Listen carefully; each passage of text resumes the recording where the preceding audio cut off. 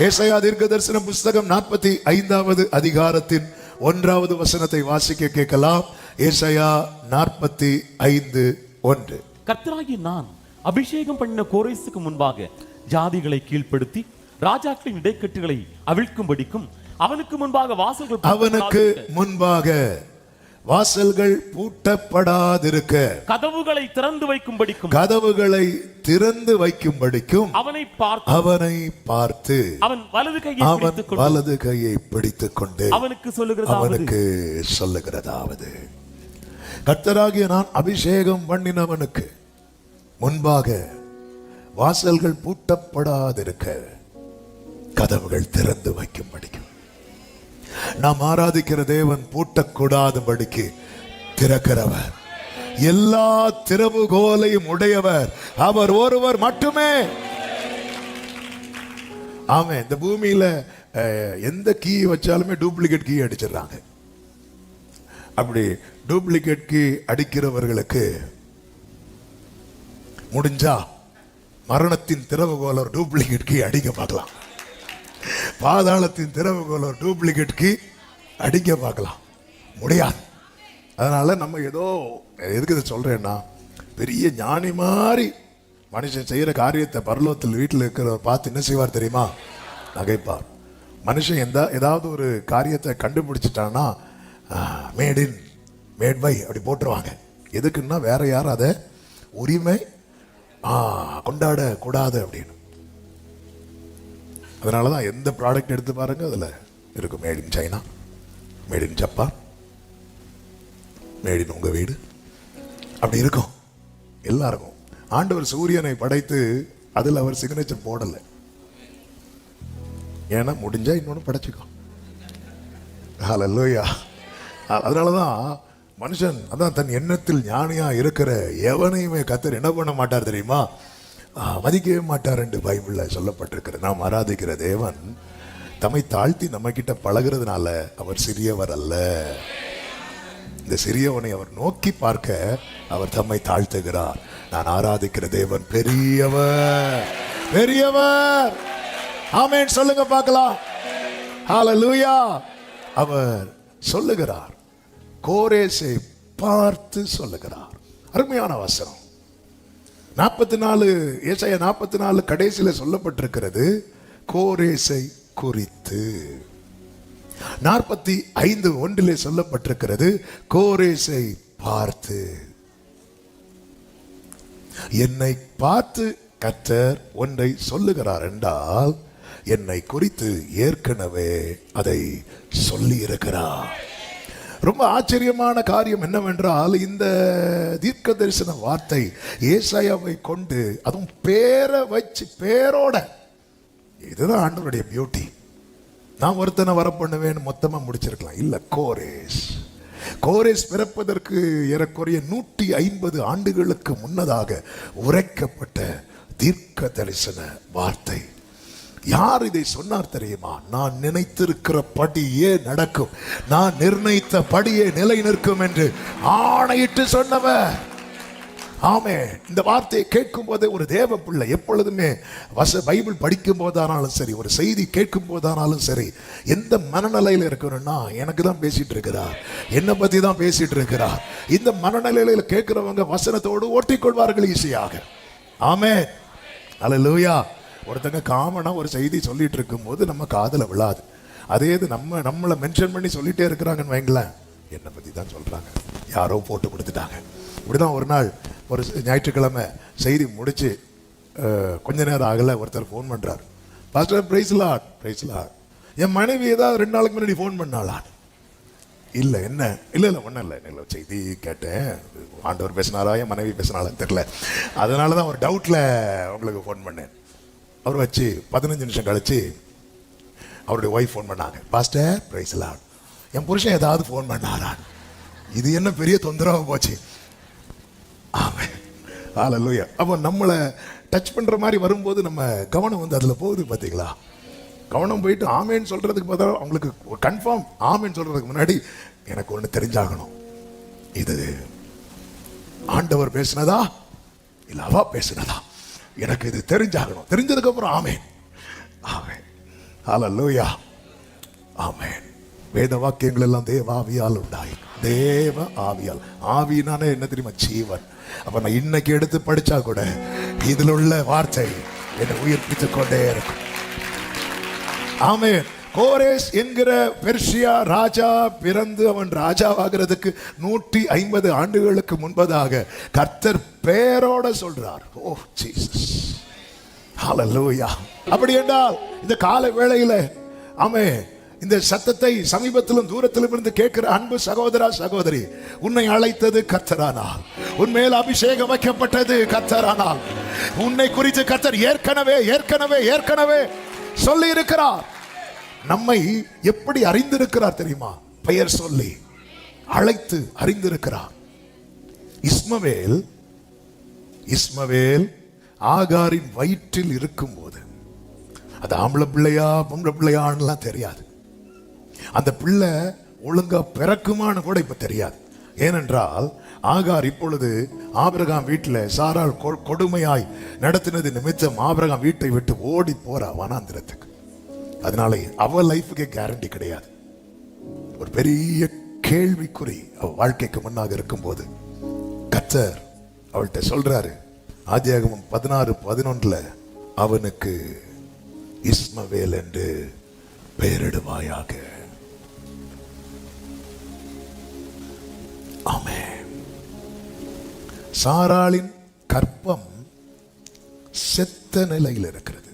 செத்த நிலையில் அதுல இனி அதை இனி ஆக்டிவேட் பண்ண முடியாது. கர்த்தர் சொல்றார், அவளாலே உனக்கு ஒரு குமாரன், அவனுக்கு ஈசாக்கு என்று பெயரிடுவாயாக. எலிசபெத்தும் சகரியாவும் நல்ல தேவ பக்தி உள்ளவர்கள். கர்த்தருடைய கற்பனையின்படி தங்கள் வாழ்க்கை வாழும்படி குடும்பமாய் அர்ப்பணித்தவர்கள். அவங்க திருமணம் முடிந்த ஆரம்பத்தில் அநேக நாட்கள் ஜெபித்த ஜெபம் ஒரு புத்திர பாக்கியம். ஒரு குறிப்பிட்ட நாளுக்கு பிறகு அந்த ஜெபத்தை விட்டுருவாங்கல்ல, விட்டுட்டாங்க. இப்பொழுது கர்த்தர் தம்முடைய தூதனை அனுப்புகிறார். வயதான காலத்துல, ஆமே, நீ பயப்படாதே, உன் வேண்டுதல் கேட்கப்பட்டது. எலிசபெத் ஒரு குமாரனை பெறுவாள், அவனுக்கு யோவான் ஸ்நானன் என்று பெயரிடுவாயாக. வேதம் சொல்லுகிறது, பிரசங்கி 6வது அதிகாரம் அதனுடைய 10வது வசனத்தில், இருக்கிறவன் எவனும் தோன்றும் முன்னமே பெயரிடப்பட்டிருக்கிறான். இருக்கிறவன் எவனும் தோன்றும் முன்னமே. இந்த நாளிலே ஏன் இந்த வார்த்தைகளை எடுத்து சொல்லுகிறேன் தெரியுமா? நீங்கள் தற்செயலாய் வந்தவர்கள் அல்ல, என் அவயவங்களில் ஒன்றாக உருவாகும் முன்னமே. சங்கீதம் 139:16, அவைகள் எல்லாம் உம்முடைய புஸ்தகத்தில் அல்லவோ எழுதப்பட்டது. எப்படி எழுதியிருப்பார்? தாவீதுன்னு பேர் போட்டு கீழே இந்த ஒவ்வொரு பார்ட்டு எந்த டேட்ல எந்த டைம்ல உருவாகும் என்று எழுதி வைத்திருப்பார். ஆமென். கோரேசை குறித்து கொஞ்சம் யோசித்து பாருங்க. கோரேஸ் ஒரு புறஜாதியான், ஒரு இஸ்ரவேல் வம்சத்தை சார்ந்தவன் அல்ல. இஸ்ரவேல் வம்சத்தை சார்ந்தவன் இருந்தா கூட ஒருவேளை எல்லாரும் என்ன பேர் வச்சிருப்பாங்க தெரியுமா? இவன் தான் அவன் கோரேஸ்னு வச்சிருப்பாங்க. இல்ல, ஆண்டவர் யாருன்னு தெரியாத குடும்பத்துல பிறந்து வளரும் போது அந்த பெற்றோர் அவனுக்கு கோரேஸ்னு பேர் வைக்கிறாங்கன்னா, ஆமென். நீங்க நினைக்கலாம், ஐயோ எனக்கு இப்படி பேர் வச்சிட்டாங்களே, என் பெற்றோர் ரட்சிக்கப்படாம இருக்கும்போது இப்படி பேர் வச்சிட்டாங்களே. பைபிள்ல சிலருக்கு பேரை கர்த்தர் மாத்துவார், எல்லாருக்கும் பேரும் இல்லை. சிலருடைய பேதுருவ கர்த்தர் பேதுருவா தான் பார்க்கிறார். ஆனா வீட்டுல என்ன பேர் வச்சாங்க தெரியுமா? சி, அதோட நிறுத்திடக்கூடாது. மோனே, சி மோனே, இங்க பாரு, சி மோன். நமக்கு பையன் பிறந்திருக்கிறான், சி சீமோன். உடனே இது என்ன புது வியாக்கியானெல்லாம் வந்துடாதீங்க. சீமோன் சீமோன். ஆனா சீமோன் வரும்போதே பேதுரு அப்படின்ட்டார். நான் வாழும் வாழ்க்கையை வைத்து என்னை அழைக்கிறவர் அல்ல, அவருடைய அழைப்புல தான் என் வாழ்க்கையே இருக்கிறது. ஆமே. அவர் எப்படி அழைக்கிறாரோ அப்படிதான் மாறிட்டு இருக்கிறோம். அவர் எப்படி அழைக்கிறாரோ அப்படிதான் மாற்றப்பட்டு கொண்டிருக்கிறோம். அதாவது தாவீது சொல்றார், நம் பிரமிக்கத்தக்க. தாவீது பாருங்க, அவரு தனியா காட்டுல உட்கார்ந்து அவரை ஆண்டவர் உருவாக்குறத நினைச்சு பிரமிச்சிட்டு இருக்கிறார். நம்ம ஏதாவது எக்ஸிபிஷனை பார்த்து பாரு, நம்ம பிரமிக்கிறதெல்லாம் தாவீது பிரமிக்கிறது. ஆண்டவரே இது உருவாகிறது எப்படி ஆண்டவரே? ஆண்டவர் இது ரொம்ப என்ஜாய் பண்ணி என் இருதயத்துக்கு ரொம்ப ஏற்றவன் அப்படிங்கிறார். ஆமே. நான் பிரமிக்கத்தக்க அதிசயமாய், ஆண்டவர் எனக்கு புரியவே மாட்டேங்குதப்பா, எனக்கு புரியவே மாட்டேங்குது, இது எப்படி ஆண்டவரே? தாவீது பிறக்கிறதுக்கு முன்னாடியே ஆண்டவர் சொல்லிட்டார், இவனை தள்ளி சவுலை தள்ளி நான் இன்னொருத்தனை ஏற்படுத்துவேன். ஆமென். ஹல்லேலூயா. கர்த்தர் கோரேசை குறித்து சொன்னார். இப்போ கோரேசை பார்த்து சொல்றார், உங்களை குறித்து சொல்லப்பட்ட அநேக காரியங்களை கர்த்தர் உங்களை பார்த்து சொல்லிக் கொண்டிருக்கிறார். இதை ஆவியில உணர்கிறவர்கள் பாக்கியவான்கள். ஆமென். நமக்கு தெரியாது, நமக்கு புரியாது. ஆமென். ஆண்டவர் ஏன் புறஜாதியிலிருந்து ஒருவனை எழும்பி வர பண்ணணும்? ஆண்டவர் எப்பவுமே பாருங்க, இஸ்ரவேலுக்கு முக்கியத்துவம் கொடுக்கிறத பார்க்க முடியும். ஆபிரகாமோடு செய்த உடன்படிக்கை. ஆனால் இஸ்ரவேலின் நிலைமை எப்படிப்பட்டதா இருக்கிறது என்றால், ஏசாயா 40வது அதிகாரம் வாசிக்க வேண்டாம், நேரம் இல்லாததுனால் நான் சொல்லுகிற வசனத்தை மட்டும் வாசியுங்கள், நான் சொல்லிவிட்டு போகிறேன். ஏசாயா 40:21 ஜனங்கள் எப்படிப்பட்ட நிலையில இருக்கிறாங்க அப்படின்னா, அறியாமலும் உணராமலும் இருந்தார்கள். 1வது அதிகாரத்திலிருந்து கர்த்தர் அதை தான் சொல்லி வருகிறார். நீங்க அறியாம இருக்கிறீங்க, உணராம இருக்கிறீங்க, அறியாமலும் உணராமலும் இருக்கிறார்கள். கர்த்தர் நீங்க கவனிச்சீங்கன்னா தெரியும், ஆண்டவர் ஆரம்பத்திலேயே மனிதனை படைத்தது அவருக்கென்று மனிதனை உண்டாக்குகிறார், அவருடைய ராஜ்யத்தை இந்த பூமியிலே ஸ்தாபிக்க. 2 வாரத்துக்கு முன்பதாக இந்த வார்த்தை அதிகமாய் பேசப்பட்டது. ஒரு சாட்டர்டே நைட்ல கூட தியானித்தோம். உலக தோற்றத்துக்கு முன்னே நம்மளை தெரிந்தெடுத்து அவருடைய ட்ரீம், அவருடைய ட்ரீம். ஆனா மனிதன் பிசாசன் என்ன பண்ண தெரியுமா? பாவத்தை உள்ள விதைச்சிட்டான். இப்போ அடுத்த ஆண்டவர் என்ன செய்கிறார் தெரியுமா? ஆதாமுக்கு அடுத்த ஒரு சந்ததி பிறக்க அதில் ஆண்டவர் செப்பரேட் பண்றார். பாவம் செய்கிற காயினை விட்டு ஆபேலை செப்பரேட் பண்றார். அப்ப கேட்கலாம், ஆபேல் இந்த பூமியில நீடித்து வாழவில்லை. இந்த பூமியில நீடித்து வாழவில்லை உண்மைதான். ஆனால் ஆபேலுக்கு ஒரு மறுபக்கம் உண்டு, காயினுக்கு மறுபக்கம் கிடையாது. ஆபேலுக்கு என்ன மறுபக்கம்? அவன் மரித்தும் இன்னும் பேசி கொண்டிருக்கிறான். பிரித்தெடுக்கப்பட்ட தேவ பிள்ளை இந்த பூமிக்குரிய எல்லா நன்மைகளை அனுபவித்தார்களா என்று கேட்டால் இல்லை என்று வரலாம். ஆனால் அவர்கள் வாழ்க்கை தோல்வியில் முடியாது. அவர்கள் நிச்சயத்திலே அவரோடு கூட ஆமென் சொல்லுங்க பார்க்கலாம். இந்த மறுபக்கம் காயினுக்கு கிடையாது. காயின் இந்த பூமியில எல்லா நன்மையும் அனுபவித்தான். ஆமென். ஆபேலும் காயினும் கம்பேர் பண்ணும்போது உலக பார்வையில் காயின் தான் ஆசீர்வதிக்கப்பட்டவன். ஆனால் விசுவாச வீரர்கள் எழுதும் போது காயின் அவுட். அவன் மரித்தும் இன்னும் பேசிக் கொண்டிருக்கிறான். ஆமென். ஆண்டவராக இயேசு கிறிஸ்து அண்டை வருகிறவர்களுக்கு மட்டும் கிடைக்கிற நம்பிக்கை என்ன தெரியுமா? இங்க கண்ணை மூடினாலும் நாங்க அங்கே அவரோடு கூட இருப்போம். வேற யாருக்கு இந்த நம்பிக்கையை கொடுக்க முடியாது. நித்திய ஜீவனை அளிப்பேன் என்று வாக்கு தந்தவர் ஆண்டவராகிய இயேசு கிறிஸ்து ஒருவரே. அப்ப அதுல இருந்தே பாருங்க. அதன் பிறகு நீங்க கவனிச்சீங்கன்னா தெரியும், நோவாவை நாட்களிலே ஜனங்கள் எல்லாரும் தேவனுக்கு பிரியமில்லாத காரியத்தை செய்து தேவனை மனஸ்தாபப்படுத்தும் போது அதிலிருந்து ஒரு சின்ன கூட்டத்தை பிரித்தெடுக்கிறார். அதான் நோவா குடும்பம். நோவா குடும்பத்தை கர்த்தர் பலுகி பெருகுங்கள் என்று ஆசீர்வதிக்க பலுகி பெருகும் போது நமக்கு தெரியும், நோவா ஒரு கட்டத்துல நல்ல திராட்சரசம் குடிச்செல்லாம் விழுந்து கிடப்பார். அதன் பிறகு மீண்டும் அடுத்த தலைமுறை மீண்டும் பாவம். இப்படி இருக்கும்போதுதான் கர்த்தர் அடுத்து என்ன செய்கிறார் தெரியுமா? ஆபிரகாம் என்கிற ஒருவனை பிரித்தெடுக்கிறார். எதற்காக? அவருடைய திட்டத்தை நிறைவேற்றுவதற்காக, அவருடைய காரியத்துக்காக. நல்லா புரிந்து கொள்ளுங்கள், தேவன் பிரித்தெடுக்கிறார்னாலே அவன் யாருக்கு தேவை தெரியுமா? ஜீசஸ் வெளிப்பட தேவை. ஜீசஸ். ஏன்னா ஆண்டவர் ஏற்கனவே ப்ராமிஸ் கொடுத்துட்டார். ஏன்னா உன் வித்துக்கும் ஸ்திரீயின் வித்துக்கும் பகை உண்டு பண்ணுவேன். அப்போ அவர் இந்த பூமியில வெளிப்பட ஒரு பரிசுத்தம் உள்ள சந்ததி இந்த பூமியில பிரித்தெடுக்கப்பட்டு இருக்க வேண்டும், காணப்பட வேண்டும். பூமி முழுவதையும் அழிக்கவில்லை. ஒரு பரிசுத்த சந்ததி இருந்தது, நோவாவின் சந்ததி. ஆனால் பின்னாட்களிலே அங்கும் அதிலும் மாற்றம். எல்லாம் ஒவ்வொரு சீசனுக்கு இருந்தாங்க, மாறிட்டு இருந்தாங்க. இப்போ ஆபிரகாமை பிரித்தெடுக்கிறார். விக்கிரகத்தை நடுவில் இருந்து பிரித்தெடுக்கிறார். பெயர் சொல்லி அழைக்கிறார். எல்லாத்தையும் விட்டுட்டு வா, எல்லாத்தையும் விட்டுட்டு வா, நான் உனக்கு காண்பிக்கிற தேசத்துக்கு போ. கர்த்தருக்கு அப்படியே கீழ்ப்படுகிறார். அந்த ஆபிரகாமோடு உடன்படிக்கை பண்ணுகிறார். ஆபிரகாமுக்கு ஈசாக்கு. ஆனால் ஈசாக்கு பிறப்பதற்கு முன்னாடி இஸ்மவேல். ஆண்டவர் இஸ்மவேலை செப்பரேட் பண்ண வைக்கிறார். சாராள் சொல்றாங்க இஸ்மவேலை துரத்தி விடுங்க. ஆபிரகாமுக்கு அது துக்கமா இருந்தபோது கர்த்தர் சொன்னார், அவன் சொல்றதை செஞ்சிரு, இது காட்ஸ் பிளான், கர்த்தருடைய திட்டம். ஆபிரகாமுடைய குவாலிட்டி என்ன தெரியுமா? கர்த்தர் சொல்ற காரியம் துக்கமா இருந்தாலும் செய்வான். இதான் குவாலிட்டி. விசுவாசினுடைய குவாலிட்டி இப்படிதான் இருக்கணும். சில காரியங்களும் செய்யறதுக்கு மனசு இருக்காது, ஆனாலும் அவர் சொல்லிட்டாருன்னு சொல்லிட்டு செஞ்சிடணும். ஆமென், அல்லேலூயா. அது அவனுக்கு துக்கமா இருந்தது, ஆனாலும் ஆண்டவர் செஞ்சிட்டான். ஈசாக்கு அவன் எப்படிப்பட்டவனா இருந்தான் என்றால், யாக்கோபை சாட்சி கொடுக்கிறான், என் தகப்பனுடைய பயபக்திக்குரியவர். எப்படிப்பட்ட வாழ்க்கை வாழ்ந்தார் ஈசாக்கு எப்படிப்பட்ட வாழ்க்கை வாழ்ந்தார்? ஈசாக்குக்கு பிள்ளை இல்லை என்று ஈசாக்கு மறுமனையாட்டியின் இடத்தில் போகவில்லை, ஜெபித்தான் என்றுதான் பைபிள்ல இருக்கு. என்ன லைஃப்! என் பலிபீடத்தில் வைக்கப்பட்டவன். ஆபிரகாம் பலிபீடம் கட்டினவன், ஈசாக்கு தன்னையே பலிபீடத்தில் வைத்தவன். ஆமென். ஆராதனையில அர்ப்பணிப்புன்னு ஒண்ணு இருக்கு பாருங்க, பிரஷியஸ்.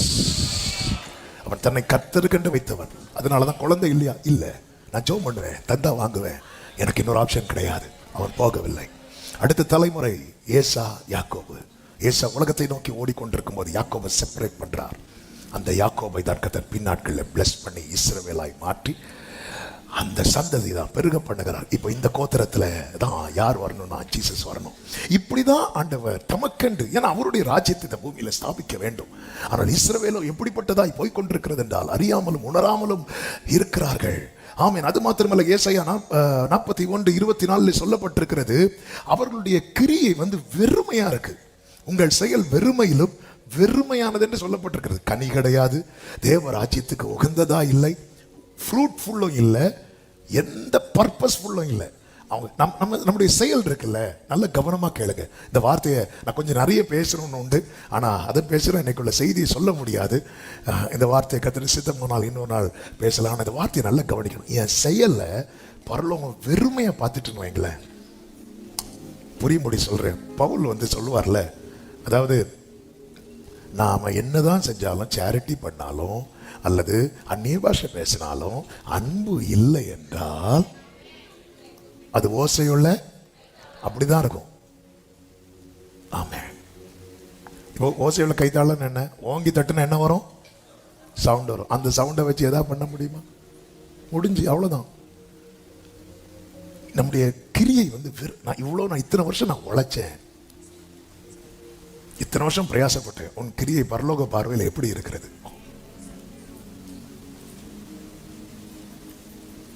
அவனவனுக்கு நான் அளிக்கும் பலன். அப்போ என் கிரியைக்கு கர்த்தர் பலன் தரணும்னா என் கிரியையை பரலோகம் அக்செப்ட் பண்ணணும். சூப்பர். ஆமென். இப்போ ஃபார் எக்ஸாம்பிள், நம்ம ஒரு வீடு கட்டுறோம், பக்கத்தில் இன்னொருத்தருக்கு வீடு கட்டுறாங்க, வீக்கெண்டில் சம்பளம் கொடுக்குறோம். இங்கேயும் கொஞ்சம் பேர் வேலை பார்க்குறாங்க, அங்கேயும் கொஞ்சம் பேர் வேலை பார்க்குறாங்க. நம்ம யாருக்கு சம்பளம் கொடுப்போம்? நாங்கள் சம்பளமே கொடுக்க மாட்டோம், நாங்கள் வேலை வாங்கிட்டு விட்டோம். நீங்கள் இருக்கிறத பார்த்தா அப்படிதான் இருக்கு. நம்ம யாருக்கு கொடுப்போம்? நல்ல கவனிங்க. நம்முடைய வாழ்க்கையில் தேவராஜ்யத்துக்குன்னு நாம் பட்ட பிரயாசம் என்ன? நம்ம என்ன செய்யறோம்? செய்ய வேண்டியவங்க செய்யாம எதையோ செய்து கொண்டிருக்கும் போதுதான் கர்த்தர் வெளியே அந்த ஒருத்தனை உள்ள கொண்டு வரார். இப்படி ஒரு நிலை வந்துடவே கூடாது நம்ம லைஃப்ல. அதாவது நல்ல இந்த வார்த்தையை நீங்க ஏசாயா 40 வீட்டுல போய் படிங்க. ஒரு பக்கம் திட்டுறாரு, இன்னொரு பக்கம் ஆனாலும் யாக்கோவே, இஸ்ரவேலே, நான் அவனை சிருஷ்டித்திருக்கிறேன். இன்னொரு பக்கம் பாசத்தை காட்டுறாரு, காட்டி காட்டி காட்டி காட்டி, ஆனாலும் அது சேரல. ஆனாலும் யாக்கோபு என்னை நோக்கி கூப்பிடவில்லை. இஸ்ரவேல் என்னை குறித்து மனஞ்சலித்து போனான். ஆண்டவர் அவருடைய கோபம் ஒரு நிமிஷம், அவர் கோபத்துல ஒண்ணு இல்லாமலே ஆக்கியிருக்கலாம், ஆனா அவருடைய பாசம் இருக்குல்ல, அவர் திரும்ப திரும்ப பேசுறார். இப்போது என் தாசனாகி யாக்கோபே, நான் தெரிந்து கொண்டேன். நீங்க நல்லா கவனிச்சீங்கன்னா தெரியும், 40 இதுதான் சொல்லிட்டு வரார். 40ல இருந்தே இப்படிதான் சொல்லிட்டு வருவார். 41ல எப்படி சொல்றாரு பாருங்க. ஆமே, நான் உன்னை வெறுத்து விடவில்லைன்னு சொல்றாரு. 42ல எப்படி சொல்றாரு பாருங்க. என் தாசனை அல்லாமல் குருடன் யார்? நான் நடத்துவேன், இந்த காரியங்களை நான் செய்து கைவிடாதிருப்பேங்கிறார். 43ல எப்படி சொல்றாரு பாருங்க. பயப்படாதே, உன்னை மீட்டு கொண்டேன். இப்படி எல்லாம் சொல்லி சொல்லி பார்க்கிறாரு. அவன் மாற மாட்டேங்கிறான். ஆண்டவருக்கு வந்துச்சு கோபம். 43 கடைசி வாசிங்க. ஏசாயா 43 கடைசி. ஆகையால் நான் பரிசுத்த ஸ்தலத்தின் தலைவர்களை பரிசுத்த குலைச்சலாக்கி யாக்கோபை சாபத்துக்கும் இஸ்ரவேலை நிந்தனைக்கும் ஒப்பு கொடுப்பேன். அதாவது ஆண்டவருக்கு வந்து அப்படி ஏறுது.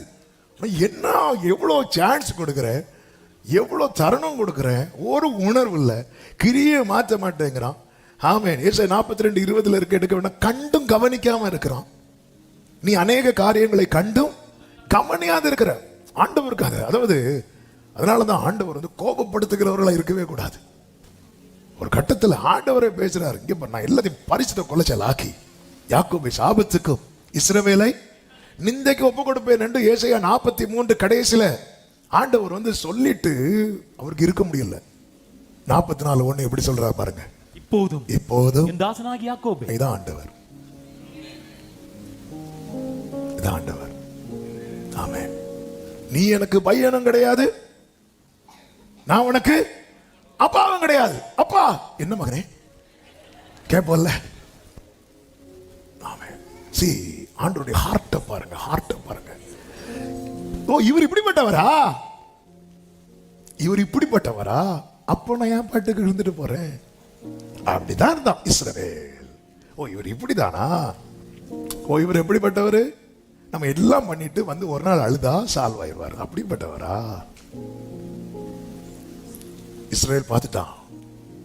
உன் தேவனாகிய கர்த்தரை பரீட்சை பாராதிருப்பாயாக. அவர் யாரு? ஆண்டவர் யார்? ஆண்டவர் யார் தெரியுமாப்பா? நம்ம என்ன வேணாலும் பண்ணிட்டு வந்துட்டு இறங்கிடுவாரு. ஆண்டவருடைய அன்பை குறைத்து மதிப்பிடுறாயோ? ஆண்டவருடைய கிருபைய, grace is free but not cheap. இதுக்கு பின்னா ஒரு பெரிய கிரயம். இஸ்ரவேல் பார்க்க இவர் இப்படிதானா? ஓகே, 20 வருஷம் நல்ல ராகல் பின்னாடி சுத்திட்டு யாபோ காட்டு கரையில் வந்து உட்காந்தா சால்வ் ஆயிடுவார். மைண்ட் செட்டை மாத்திட்டான். இவர் இப்படிதானா, இப்படிதானான் இருக்கும்போது தான் கோரேசை குறித்து அப்படி பேச திருப்புறார் பாருங்க. ஜீசஸ் என்ன இதன் அர்த்தம்? கர்த்தர் உன்னை செய்யணும்னு நினைக்கிறார்ல, என்னை வச்சு செய்யணும்னு நினைக்கிறார். எனக்கு சான்ஸ் கொடுத்துட்டே இருக்கிறார். நான் பார்த்துறேன், அவருக்கு என்ன விட்டு ஆளு கிடையாது அப்படின்னு சொல்லிட்டு நான் என் வேலையை காட்ட ஆரம்பிக்கும் போது அப்படி பேச அப்படி திருப்புறார் பாருங்க. அப்படி இஸ்ரவேலை விட்டு முகத்தை திருப்பின போது தென்பட்ட கோரேஸ் தான். அவ்வளவுதான், முகத்தை திருப்பிட்டான முடிச்சு. அன்பு சகோதரா, இந்த வார்த்தையெல்லாம் மெடிடேட் பண்ணும்போது 40 இயர்ஸ் இஸ்ரவேலுக்கு கொடுத்துட்டே இருக்கிறார். இந்த 40 வருஷம் அவர்களை அரோசித்து இப்ப சொல்றார், என் இளைப்பாறதுக்குள்ள வரமாட்டேன் அப்படி திருப்பிட்டார். முடிஞ்சு, அதாவது அந்த சான்ஸ் அங்க முடிஞ்சிட்டு, தருணம் அங்கே முடிகிறது. அந்த தருணம் முடிஞ்சதுக்கு அப்புறம் நான் வந்து ஆண்டவரே, நான் யாக்கோபு, நான் இஸ்ரவேல் சொன்னாலும் வேலைக்கு ஆகாது. அதுக்குள்ள கோரேஸ் எழுதிட்டார். அவர் தமக்கு சொந்தமானதிலே வந்தார், சொந்தமானவர்களோ அவரை ஏற்றுக்கொள்ளவில்லை. உடனே என்ன செய்தார் தெரியுமா? திரும்பி என் அப்பா கிட்ட போறேன்னு போகல. அவருடைய நாமத்தின் மேல் விசுவாசம் உள்ளவர்களாய் அவரை ஏற்றுக்கொண்டவர்கள் எத்தனை பேர்களோ அத்தனை பேர்களும் அவருக்கு பிள்ளைகளாகும்படிக்கு. இதுவரை இஸ்ரவேலை நீ மட்டும்தானே பிள்ளைன்னு இருந்த. நீ என்ன நினைச்சிட்ட? என்ன விட்டா எனக்கு அவருக்கு ஆளு கிடையாது, என்ன விட்டு ஆளு கிடையாது நினைச்சிட்டு இருந்த. அதிகாரத்தை நான் கொடுக்கிறேன் பாரு. இயேசு இந்த பூமியில வந்து எனக்கு ஒரு அதிகாரத்தை கொடுத்தா. ரட்சிக்கப்பட்ட சபையே, உனக்கு ஒரு அதிகாரத்தை கொடுத்திருக்கிறார். நல்ல கவனமா கேளுங்க. இயேசு வந்து சொல்லிட்டார், என்ன இல்லாமல் பிதாவின் இடத்துல போக முடியாதுன்றார். அப்ப இயேசு இல்லாம இஸ்ரவேலர்கள் இப்ப பிதாவேன்னு கூப்பிட்டாலும் அதை விட எஃபெக்ட் எது தெரியுமா? இங்க நான் இயேசுவின் பிள்ளையா இருந்துட்டு பிதாவேன்னு கூப்பிடுறேன் தெரியுமா? இஸ்ரவேலர் யாருங்க? ஆபிரகாமின் சந்ததிங்க, இப்போ இருக்கிறாங்க. ஆனா அவங்க லைஃப்ல யார் இல்ல தெரியுமா? எனக்கு ஆபிரகாமையும் தெரியாது, எனக்கு ஆபிரகாமும் தெரியும். பைபிள் படிச்சு ஆபிரகாமுக்கு என்ன தெரியவே தெரியாது. ஆமென். ஆபிரகாம் எங்களை அறியான் என்றல்லவா ஏசாயாவில் சொல்லப்பட்டிருக்கிறது. ஆனா எனக்கு ஒண்ணு தெரியும், அந்த இஸ்ரவேலர்கள் அவரை கூப்பிடுவதை விட நான் அவரை அப்பா என்று அழைக்கிறத அவர் சந்தோஷமா பார்க்கிற. ஏன்னா என் லைஃப்ல யார் இருக்கிறா தெரியுமா? இஸ்ரவேலர்கள் சொல்லுவாங்க, எங்களுக்கு ஆபிரகாம் பிதாவா இருக்கிறான், எங்களுக்கு அந்த உடன்படிக்கை இருக்கு, இந்த உடன்படிக்கை. நான் சொல்லுவேன், ஜீசஸ் வித் மீ. இயேசு என்னோடு இருக்கிறார், இயேசு என்னோடு இருக்கிறார். நல்ல கரங்களை தட்டி ஷலமா கரபதனா டலா ஹோரலமா கரோ. ஆமென், ஆமென். இவர்கள் யோவான் 1:13 சொல்லப்பட்டிருக்கிறது, அவர்கள் இரத்தத்தினாலாவது மாம்ச சித்தத்தினாலாவது புருஷனுடைய சித்தத்தினாலாவது பிறவாமல் தேவனாலே. பக்கத்துல 2 பேர் கை கொடுத்து சொல்லுங்க, தேவனால் பிறந்தவர்கள் நாம, தேவனால் பிறந்தவர்கள் நாம. இது இது இது இது இது இரத்தத்தினாலும் அல்ல, மாம்ச சித்தத்தினாலும் அல்ல, புருஷனுடைய சித்தத்தினாலும் அல்ல, தேவனாலே. தேவனாலே பிறப்பிக்கப்பட்டதெல்லாம் உலகத்தை ஜெயிக்கும். ஆமே, ஆமே. அது கோரேசை கொண்டு வரார். கோரேசை கொண்டு வரணும்னா பாபிலோன் அடிக்கணும். பாபிலோன் எப்படிப்பட்டதா இருக்கிற தெரியுமா? அது மகா பெரிய சாம்ராஜ்யம். பாபிலோனின் சாம்ராஜ்யம் மொத்தத்தையும் ஆளுகிற சாம்ராஜ்யம். ஆரம்பத்தில் எகிப்து இருந்தது, எகிப்து கதை முடிஞ்சு பாபிலோன் எழும்பி நிற்கிறது. ஆமே. இந்த பாபிலோன் எல்லாரையும் சிறைபிடித்து வச்சிருக்கிறான் நேபுகாத்நேச்சர். இந்த பாபிலோனை அடிச்சுட்டு தான் பாபிலோன் விழத்தொழணும், கோரேசை எழும்ப பண்ணணும். இப்படி அவ்வளவுதான். இனி நம்ம விட்டு ஆளு கிடையாதுன்னு இருக்கும்போது கர்த்தர் நேபுகாத்நேச்சருக்கு ஒரு சொப்பனத்தை கொடுத்தார். ஒரு சொப்பனம் தான், ஆள் அவுட்டு. ஆமே. அதாவது பெல்ஷாத்சார்னு அடுத்து ஒருத்தன் வந்தான், அவனுக்கு முன்னாடி சும்மா இப்படி எழுதினார், அவன் அவுட்டு. அதாவது நான் தான் என்னை விட்டு ஆள் இல்லைன்னு சொல்றவனுக்கு ஒரே ஒரு சொப்பனத்தை கொடுத்தா கதை முடிச்சு. ஆமே, ஆமே. தானியேல் 2வது அதிகாரம் 1வது வசனத்தில் நேபுகாத்நேச்சர் ராஜ்யபாரம் பண்ணும் 2ஆம் வருஷத்தில் நேபுகாத்நேச்சர் சொப்பனங்களை கண்டான். அதனால் அவனுடைய ஆவி கலங்கி அவனுடைய நித்திரை கலைந்தது. அதுபோலதான் பெல்ஷாத்சார் தானியேல் 5வது அதிகாரத்தில் திடீரென்று ஒரு மனுஷ கைவிரல்கள் தோண்டி ஆமே செவுர்ல எழுதுது. அந்த எழுத்தை பார்த்ததும் 6வது வசனத்துல ஆமே அவனுடைய முகம் வேறுபட்டது, அவனுடைய நினைவுகள் அவனை கலங்க பண்ணினது, அவனுடைய இடுப்பின் கட்டுகள் தளர்ந்தது, அவனுடைய முழங்கால்கள் ஒன்றோடொன்று. ஆமே. என்னதுன்னு அர்த்தம்? எங்களை தவிர வேற யாரும் யார் எந்த ஸ்தானத்தில் இருந்தாலும் அவர்களை நடுங்க வைக்கிறவர் பரலோகத்தில் இருக்கிறார். நல்ல கரங்களை தட்டி ஆமென் சொல்லுங்க பார்க்கலாம். இப்போ நேபுகாத்நேச்சர் சொல்றான், நான் ஒரு சொப்பனம் பார்த்தேன், அந்த சொப்பனத்தை சொல்லி அர்த்தத்தை சொல்லணும்.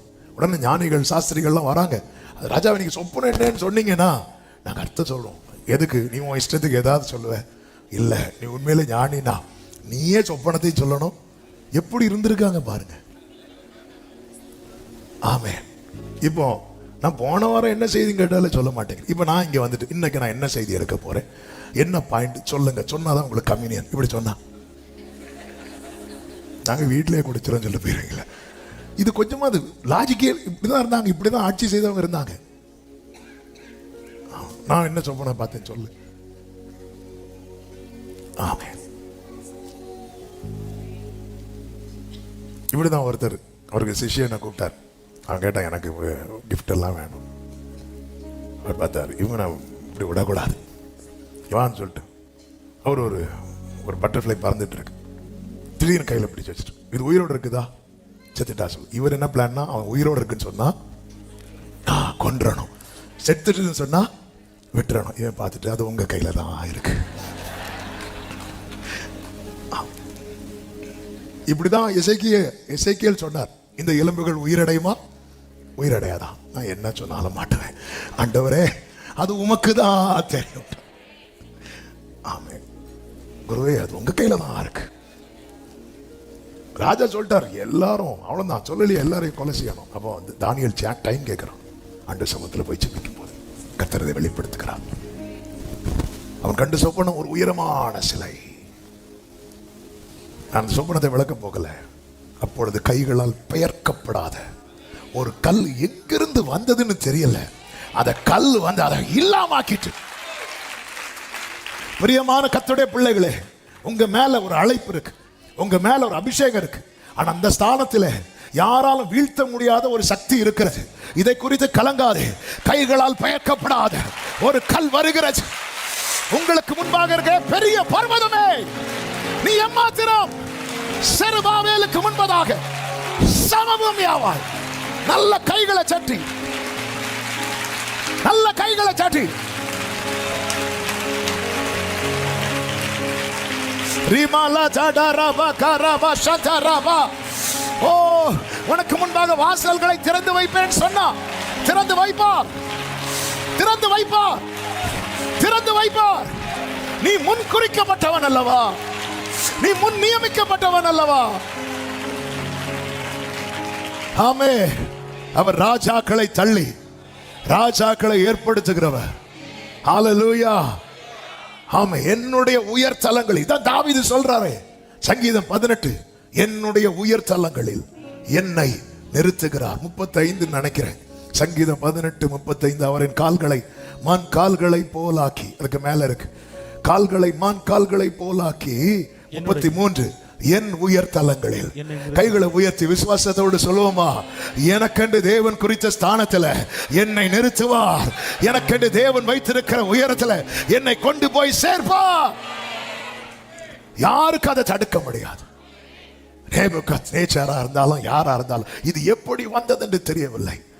இஸ்ரவேலருடைய இந்த துணிகரத்தினால கர்த்தர் சத்துருவை வளர விட்டார். நல்ல கவனமா கேளுங்க. சத்துரு வளர காரணம் என்ன தெரியுமா? நாம தான். அதாவது பிரச்சனைகள்ல 2 விதங்கள் இருக்கிறது. ஒரு பிரச்சனையை இல்லாமலே ஆக்கிடுவார், சில பிரச்சனையை தொடர வச்சுட்டே இருப்பார். அதுவும் நான் இப்ப டச் பண்ணேன்னா செய்தி மாறிடும்.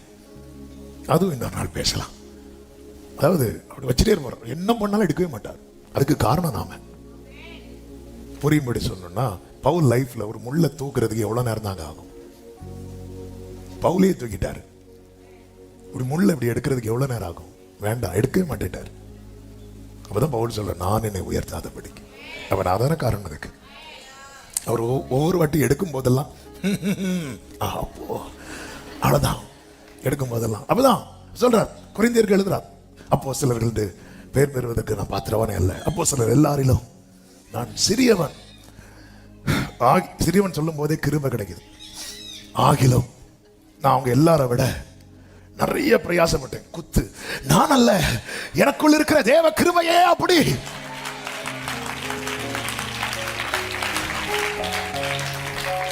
அவர்கிட்ட பழகிறவங்களுக்கு இது புரியும். ஆமென். அப்படி கொஞ்சம் எடுத்து, நான் சிறியவன், நான் தாழ்மையுள்ளவர், கர்த்தர் என்ன கொடுக்கிறார்? கிருபை. கிருபை கொடுத்ததும் அவங்க எல்லாரை விட, அதாவது முள்ளை சில முள்ளை எடுக்க மாட்டார், உருவி அப்படியே வச்சிருப்பார். இப்படிதான் இருக்கும், இப்படிதான் இருக்கும், இப்படி இருக்கும். அதனால கொஞ்சம் கேர்ஃபுல். ஆமென். பைபிள் ஒரு வசனம் இருக்கு, போஜன பிரியனா இருந்தா கத்திய வச்சு தொண்டை வெட்டுன்னு இல்லை, நீ கத்திய வை, அவனே சாப்பிட்டு சாவான். இப்படி கத்திய வச்சா நம்ம விழுங்கும் போது என்ன ஆகும்? நமக்கு கண்ணி நாம தான் வைக்கிறோம். கத்திய தொண்டை அறுத்தல், கத்தி அப்படி வச்சிருச்சாடு விழும். நம்ம லைஃப் இப்படிதான். இப்படி அவரை பொறுத்த வரைக்கும், ஆமே, என்ன எப்படி வைக்கணும் அப்படி வைக்கணும். அவரை பொறுத்த வரைக்கும் நாளைக்கு அவர் ஆளும் போது அவர் கூட நான் இருக்கணும். இது அவர் பார்த்துட்டார்.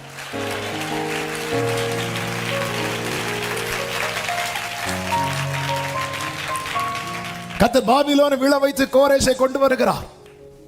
பிரியமான கர்த்தருடைய பிள்ளைகளே, இந்த வார்த்தையை சொல்லும் போது நடுக்கத்தோடு ஒரு காரியத்தை சொல்லும்படி விரும்புகிறேன். நம்ம ஸ்தானத்துல கர்த்தர் இன்னொரு ஆளை பார்த்திடக்கூடாது.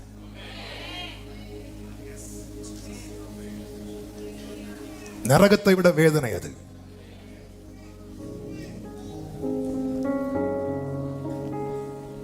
கொஞ்சம் யோசித்து பாருங்க. எங்க சர்ச்சில் நாம இருக்கிற இடத்துல இன்னொரு ஆள் இருந்தாலே நமக்கு மூஞ்சி ஃபுங்குன்னு போகுதுல்ல, போதா இல்லையா? கரெக்டா இல்லையா? நாளைக்கு ஆண்டவர் வரும்போது ஆப்போசிட் டீம்ல நாம் இருக்கிறதெல்லாம் இமேஜின் பண்ண முடியுமா? ஓ யூதாசே, 3 வருஷம் பயணித்து உனக்கு கிடைக்காத ஒரு ஸ்தானத்தை சிலுவையில தொங்கின ஒருத்தனை கொடுத்துட்டாரே. நீ நீ யூதாசே, நீ இயேசுவோடு கூட பயணிக்கும் போது அவன் தப்பு பண்ணிட்டு இருந்தான். அது தெரியுமா யூதாசே? நீ இயேசுவோடு கூட பயணிக்கும் போது அவன் என்னெல்லாம் பண்ணிட்டு இருந்தான். நம்ம ஸ்தானத்துல ஆண்டவரே வேற ஒண்ணுமே வேண்டாப்பா, வேற எதுவுமே வேண்டாண்டவரே, வேற எதுவுமே வேண்டாண்டவரே, வேற எதுவுமே வேண்டாண்டவரே, வேற எதுவுமே வேண்டாண்டவரே. உம்முடைய முகத்தை எனக்கு மறையாதிருப்பீராக, உம்முடைய முகத்தை எனக்கு மறைக்காதிரு. ஆமோஸ் 7வது அதிகாரத்திலே கர்த்தர் சொல்லுகிறார், இதோ ராஜாவினுடைய புல்லறுப்புக்கு பின் 2ஆம் கந்தாயத்து புல் முளைக்க தொடங்குகையில் அவர் வெட்டு கிளிகளை உண்டாக்கினார். புல் முளைக்க தொடங்குகையில் எப்படிங்க இருக்கும்? நம்ம பிரயாசத்துக்கு பலனை பார்க்கலான் இருக்கும் போது வெட்டு கிளி வந்து அடிக்குது. உடனே ஆமோஸ் கத்துறா, ஆண்டவரே மன்னித்தருளும், யாக்கோபு திரும்ப யாரால் எழுந்திருப்பான்? அவன் சிரித்து போனானே ஆண்டவரே, அவன் சின்னதாயிட்டான்ப்பா. அவனை பத்தி நீங்க சொன்னது என்ன? சிறு கூட்டம்னு சொன்னீங்க, பலத்த ஜாதியாக்குவேன்னு சொன்னீங்க, வாக்குத்தத்தம் பலத்த ஜாதி. ஆனா அவன் லைஃப்ல வெட்டுக்கிளிகள் வந்து சிரித்து போனான்னு சொல்லும் போது ஆண்டவர் மனஸ்தாபப்பட்டு அப்படிலாம் ஆகாது, அப்படியெல்லாம் ஆகாது. இங்க சொல்லப்பட்டிருக்கிறது தெரியுமா? The Lord repented for this. ஆண்டவர் மனம் திரும்புறார். இதான் யாக்கோபு மேல அவர் வச்ச அன்பு. எப்ப நம்ம கடைசியில் ஆண்டவரே மனம் திரும்ப வச்சிருவோம். ஆண்டவர் அப்படிலாம் ஆகாது. திருப்பி யாக்கோபு தப்பு பண்றான். அடுத்து அக்கினியில் அடி வாங்கணும். தீர்க்கதரிசினா அப்ப கேட்கலாம், ஆண்டவருக்கு இல்லாத பாரம் இவனுக்கு இல்ல. தீர்க்கதரிசினா தீர்க்கதரிசிய பாரம் இல்ல, அவனுக்குள்ள இருக்கிற ஆவியானவர். அவர் தான் வாக்கு கடங்காத. நமக்கு தெரியாது, நமக்காக ஜெபிக்க யாரும் இல்லைன்னு நினைக்காதீங்க. நமக்குள்ள இருந்து ஆவியானவரும் பிதாவின் வலது பாரிசத்திலிருந்து இயேசு கிறிஸ்துவும். ஆமென். நான் இந்த ரெக்கமெண்டேஷன்ல நின்றுட்டு இருக்கிறேன். நம்ம இந்த ரெக்கமெண்டேஷன்ல தான் நிக்கிறோம். ஆண்டவே அவன் சிரித்து போனாம்பா, அவன் சிரித்து போன. ஆண்டவர் மனஸ்தாபப்பட்டு அப்படியாவது இல்லை. 7வது வசனத்திலே சொல்லப்பட்டிருக்கிறது, பின்பு எனக்கு காண்பித்து தூக்கு நூல் பிரமாணத்தினால் கட்டுப்பட்ட ஒரு மதிலை காண்பிக்கிறார். நீ எதை காண்கிறாய்? நான் தூக்கு நூலை காண்கிறேன் சொல்லிட்டு 8ல சொல்றார், இனி அவர்களை மன்னிக்க மாட்டேன். அதன் அர்த்தம் என்ன? அந்த டைம் முடிஞ்சு போச்சு. நல்லா புரிந்து கொள்ளுங்கள். காலம் தாண்டி எந்த காரியம் செயல்பட்டாலும் பிரயோஜனம் இல்லை. காலம் தாண்டி அழுதவன் ஏசா, நோ யூஸ். காலம் தாண்டி கர்த்தரை தேடினவன் சவுல், நோ யூஸ். காலம் தாண்டி மனஸ்தாபப்பட்டவன் யூதாஸ், நோ யூஸ். ஏசாவும் அழுதான், யாக்கோவும் அழுதான். யாக்கோபு அழ வேண்டிய காலத்தில் அழுதான், ஏசா காலம் தாண்டி அழுதான், நோ யூஸ். இன்னும் சொல்ல வேண்டுமானால் யாக்கோபை விட சத்தமிட்டு அழுதது ஏசா, ஆனா காலம் தாண்டி அழுதான், பிரயோஜனம் இல்லை. சவுலும் தப்பு பண்ணான், தாவீதும் தப்பு பண்ணார். சவுல் பண்ணதை விட தாவீது இன்னும் ஒரு ஸ்டெப் மேலதான் பண்ணான்னு சொல்லலாம். ஆனா தாவீது தேட வேண்டிய இடத்துல தேடிட்டான். அப்பா என்னை தள்ளிடாதீங்க. சவுல் பாருங்க, செய்ய வேண்டியதெல்லாம் செஞ்சு முடிச்சுட்டு கடைசியில கர்த்தரை தேடுறான், தென்படல. உடனே அவன் யார்கிட்ட போறான்? ஏன் தெரியுமா? அந்த காலம் தாண்டி விட்டது. உன்னை ராஜாவா இராதபடி புறக்கணித்தார் சொல்லும் போது சாமுவேல் வஸ்திரத்தை கிழிக்கிறதுக்கு பதில் சவுல் தன் வஸ்திரத்தை கிழித்து ஆண்டவர் சமூகத்தில் விழுந்திருந்தால் அவர் மனஸ்தாபப்பட்டிருப்பார். அவர் இரக்கத்தில் ஐஸ்வர்யம் உள்ளவர் அல்லவா? ஆனா அந்த காலத்தெல்லாம் வீணாக்கி விட்டு காலம் தாண்டி தேடலாம். பேதுரு மனஸ்தாபப்பட்ட ஒரே இரவுல 2 சீஷர்கள் தப்பு பண்றாங்க, யூதாசும் பேதுருவும். யூதாஸ் அவரை சபிக்கவில்லை, யூதாஸ் அவரை தெரியாது. யூதாஸ் அவரை தெரியும்னா, பேதுரு அவரை தெரியாதுன்னா. ஆனா அந்த இரவுலே பேதுரு மனஸ்தாபப்பட்டான். யூதாஸ் ஒரு நாள் தள்ளி மனஸ்தாபப்பட்டான். காலம் தாண்டி எது செஞ்சாலுமே அவர் முகத்தை திருப்பிட்டாருன்னா நான் அழுதும் அதாவது நான் அழுறத பாக்குறதுக்கு அவர் இல்லைன்னா, இந்த பூமியில நான் அழுறத பார்க்க யார் இல்லைனாலும் பரவாயில்ல, எனக்கு இன்னைக்கும் நான் அதாவது ஆண்டவர் சமூகத்துல நான் அழும்போது அவ்வளோ ஒரு நம்பிக்கை இருக்கு. என்ன தெரியும், அவர் பார்க்கிறார். இந்த கண்ணீருக்கு பேசும். நான் அழ பார்க்கறதுக்கு அவர் இல்லைன்னா, நான் ஆண்டவரே மனசாப்பட பார்க்க அவர் இல்லைன்னா, நான் தேட பார்க்க அவர் இல்லைன்னா, காலம் தாண்டி எதையும் செய்யாத இஸ்ரவேலரே, காலம் தாண்டி விட்டது. கர்த்தர் கோரேசை கொண்டு வருகிறார். கோரேசை கொண்டு வருகிறார். எஸ்ராவின் புஸ்தகம் 1வது அதிகாரம் அதனுடைய 1வது வசனத்திலே சொல்லப்பட்டிருக்கிறது. எஸ்ரா 1:1 வாசிகள். எரேமியாவின் வாயினாலே கர்த்தர் சொன்ன வார்த்தை நிறைவேறும்படி பெர்சியாவின் ராஜாவாகிய கோரேசுடைய முதலாம் வருஷத்திலே கர்த்தர் பெர்சியாவின் ராஜாவாகிய கோரேசின் ஆவியை ஏவினாலே. இப்போ ஆவியானவர் யாருக்குள்ள இருந்து ஏவரா? ஏய், இங்க இருக்க வேண்டியவர் எப்படி அங்க போனார்? அங்க இருக்கிற வேண்டியவர் எப்படி இங்க வந்தா? ஆவியானவர் இஸ்ரவேல் கோத்திரத்திலிருந்து தலைவர்களை எழுப்பி ஏவிட்டே இருந்த நாட்கள் போய் இப்ப அங்க இருந்து வெளியே வரார். வெளியே வந்து கோரேசுடைய ஆவியே, நல்ல கவனமா கேளுங்க. ஏசாயா தீர்க்கதரிசினால் உரைக்கப்பட்டது கோரேஸ் வாழ்க்கையிலே கர்த்தர் செய்ய போகிறது. எரேமியா தீர்க்கதரிசினால் உரைக்கப்பட்டது கோரேஸ் செய்ய வேண்டியது. தீர்க்க தரிசனம் என்பது 2. 1 கர்த்தர் நம்முடைய வாழ்க்கையில செய்ய போகிறது. 2 நாம் செய்ய வேண்டியது.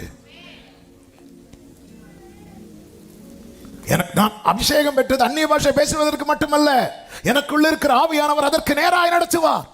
இந்த பெர்சியா ராஜாவாகிய கோரேஸ் வருகிறான். நேரம் போய்விட்டதுனால வேகமாய் சொல்லி ஜெபிக்க விரும்புகிறேன். கோரேஸ் வந்து ஆவியானவர் ஏவுகிறார். அது மட்டுமல்ல, 2வது வசனத்திலே சொல்லப்பட்டிருக்கிறது, பரலோகத்தின் தேவனாகிய கர்த்தர் பூமியின் ராஜ்யங்களை எல்லாம் எனக்கு தந்தருளி. கர்த்தர் சொன்னபடி செஞ்சிட்டார்ல, பாபிலோனை அடிச்சு இவன் கையில கொடுத்துட்டார்ல, பூமியின் ராஜ்யங்களை எல்லாமே கொடுத்துட்டார். எல்லாமே கொடுத்துட்டார். எதுக்கு கொடுத்தார்? எதுக்கு கொடுத்தார்? அதுதான், அதுக்கு பின்னாடி ஒரு பர்பஸ் இருக்கிறது. ஆவியினால் ஏவப்படுகிறவன் அந்த பர்பஸை பார்க்கிறான். ஆமென். இந்த கோரேஸ் என்ன செய்தான் தெரியுமா? எதுக்கு கொடுத்திருக்கிறார் தெரியுமா? எருசலேமில் உள்ள தமக்கு ஆலயத்தை கட்டும்படி. நான் கிங்டமுக்கு உரியவன். இந்த பூமியில கர்த்தர் எவ்வளவு உங்களை உயர்த்தி வைத்தாலும், எவ்வளவு மேன்மைப்படுத்தினாலும், எதற்கு கர்த்தர் இப்படி வைத்திருக்கிறார் என்கிற சிந்தை தேவை. இது இல்லாததுனால இஸ்ரவேலருடைய கிரியை எப்படிப்பட்ட கிரியை இருந்தது தெரியுமா? வெறுமையிலும் வெறுமை. தேவ ராஜ்யத்துக்கு, தேவ சபைக்கு நான் எந்த அளவுக்கு பிரயோஜனமாக இருக்கிறேன். இப்ப எல்லாம் எனக்கு எது கொடுத்திருக்கிறார்? ஆவியானவர் ஏவரார். தாவீது அதனாலதான் ஜெபிக்கிறார், உமக்கு பிரியமானதை செய்ய எனக்கு கற்றுத்தார் நீரே என் தேவன், உம்முடைய நல்ல ஆவி என்னை செவையான வழியிலே நடத்துவாராக. சொல்ல, நீங்க போறவங்க எல்லாம் போங்க, போக முடிஞ்சவங்க எல்லாம் போங்க, உங்களுக்கு என்ன வேணும் எடுத்துட்டு போங்க சொல்லிட்டு இந்த கோரேஸ் செய்கிற ஒரு காரியம் உண்டு. என்ன தெரியுமா? நேபுகாத்நேச்சார் எருசலேமை சுட்டெரித்து வரும்போது ஆலயத்திலிருந்து நிறைய ஆலயத்தின் பொக்கிஷத்தை எல்லாம் எடுத்துட்டு வருவான். இந்த கோரேஸ் என்ன செய்தா தெரியுமா? அதெல்லாம் எண்ணி கொடுத்தான் இருக்கும். எண்ணி கொடுத்தான். வார்த்தையின்படி செயல்படுகிறவன் ஒரு காரியத்துல உறுதியா இருப்பான். பிறனுடைய ஒன்றை அண்ட இருக்கக்கூடாது. இயேசு உயிர் தெழுந்து போகும்போது அவரை சுத்தி இருந்த சேலையை கூட வச்சுட்டு தான் போனார். இன்னொருத்தனுடையது கல்லறை கூட கொடுத்துட்டு தான் போனார். ஒரு தேவ பிள்ளையினுடைய அடையாளம், அபிஷேகம் பெற்றவனுடைய அடையாளம் இன்னொருவனுடையது என்கிட்ட இருக்கக்கூடாது. எண்ணி பாரு, இருக்கா பாரு. ஆமே, பிறனுடைய யாதொன்றையும். ஏன்னா எனக்கு முன்னாக வாசல திறந்தது நான் அல்ல, வேற யாரும் அல்ல, கர்த்தர். இந்த வார்த்தையை சொல்லி நான் இங்க ஜெபிக்கிறேன். கர்த்தரிடத்திலிருந்து நன்மையை பெறுகிற சபையை வேற யாருடைய எதுவும் உங்க கையில இருக்கக்கூடாது. இருக்குதா கூப்பிட்டு கொடுத்துருங்க. அது நேபுகாத்நேச்சார் செஞ்சார், நாங்க என்ன பண்ணோம் இல்ல, அது எங்க அப்பா பண்ணது. உங்க அப்பானாலும் சரி, உங்க தாத்தானாலும் சரி, உங்களை இன்னொருடைய வஞ்சித்தோ பிறனுடைய இருக்கக்கூடாது. அதை வச்சுதான் சாத்தான் கிளைம் பண்ணுவான். இயேசு காட்டி கொடுக்கப்படுவதற்கு முன்பதாக சொல்லும் ஒரு வார்த்தை உண்டு. இதோ உலகத்தின் அதிபதி வருகிறான், அவனுக்கு என்னிடத்தில். அவரை ஒரு துணியில சுத்தி வைக்கிறாங்க. அவர் உடுத்திருந்த வஸ்திரத்தை எடுத்துட்டாங்க. துணியில சிலர் பாருங்க, போட்டுட்டு வந்த செருப்பு இல்லைன்னா வேற ஏதாவது செருப்பு போட்டு போவாங்க. இந்த அப்படி இருக்க கூடாது. அவரு கிடைக்கல. என்ன இந்த எனக்கு நான் போட்டிருந்தேன் உடனே அவங்க அது எடுத்துதான் எடுத்தீங்க, நல்ல பிராண்டடா பார்த்து எடுக்க கூடாது. அடுத்த வாரம் பார்ப்போம். அதனால சில கிருபை பெற்றவங்க என்ன பண்ணுவாங்கன்னு ஒரு செருப்பை இங்கேயும் முடிஞ்சா எடு பார்ப்போம். ஆண்டவர் உடுத்திருந்த வஸ்திரத்தை உருவிட்டாங்க. இப்ப அவர் வேற ஒரு துணியில சுத்தி வைக்கிறாங்க. நீங்க அதை பயில்படி அவர் எழுந்து கல்லறைக்குள்ள யோவானும் பேதுரு வந்து பார்க்கும்போது அந்த துணியெல்லாம் ஒரு இடத்துல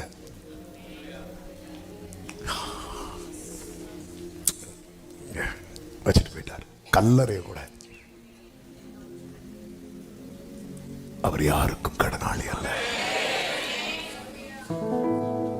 அவர் யாருக்கும் கடனாளி அல்ல. இந்த கோரேஸ் எண்ணி கொடுக்கிறான், எண்ணி கொடுக்கிறான். இவன் அபிஷேகம் பண்ணப்பட்டவன். இவனுக்கு முன்னாடி வாசல் அடைபடும், அடைபடாது. இதுல ரொம்ப தீர்மானமா இருக்கணும். அது எந்த காலத்துல யார் பண்ணது, இப்போ அதெல்லாம் நான் எப்படி இல்ல இல்ல. அவர் எல்லாத்தையும் தருவார். உண்மை உள்ளவன் பரிபூரண ஆசீர்வாதத்தை பெறுவான். அவங்க லைஃப்ல வேற யாருக்காவது இருக்கா? இல்ல. கொடுத்துருங்க. எண்ணி எண்ணி கொடுங்க, எண்ணி கொடுங்க. உங்க குடும்பம் அதுவரை காணாத ரட்சிப்பை காணும். சகையு வீட்டுல ரட்சிப்பு எப்படி வந்துச்சு தெரியுமா? அவன் சொல்ல, நான் யார்கிட்டயாவது அநியாயமா வாங்கினா நான் நாளை தனியா கொடுத்துறேன். ஆவியானவர் சபைகளுக்கு சொல்லுகிறது. காதல் அவன் கேட்டுக்கிட கண்களை மூடி. அப்பா, ஊரு பேர் தெரியாத என்ன தோண்டும் முன்னமே பெயரிட்டு அழைத்திருக்கிறீர்கள். எனக்கு முன்னாக இருந்த எத்தனை தடைகள் அதெல்லாம் தாண்டி கொண்டு வந்திருக்கிறேன். அந்த கோரேஸ் ஆவியின் ஏவுதலினால் நடத்தப்பட்டது போல என் வாழ்க்கை இருக்கும்படி விரும்புகிறேன் என்கிற அர்ப்பணிப்போடு ஒரு விஷயம் வலது கரத்தை உயர்த்து, இடது கரத்தை இருதயத்தில் வைத்து, என் ஸ்தானத்தில் இன்னொரு ஆளை பார்த்துடாதீங்க. என்னால் அதை தாங்க முடியாது, என்னால் அதை தாங்க முடியாது. நீங்க விரும்பிடும் பாத்திரமாய் என்னை மாற்றும், என்னை வனையும். இந்த கோரேச ஏவி உமக்கு பிரியமானது எல்லாம் செய்வித்தது போல என் வாழ்க்கையிலும் அப்படியே நடப்பீராக, செய்விப்பீராக. அர்ப்பணிக்கிறோம். சபை முழுவதையும் அப்படியே ஆட்கொண்டு நடத்தும். இயேசுவின் நாமத்தில் பிதாவே.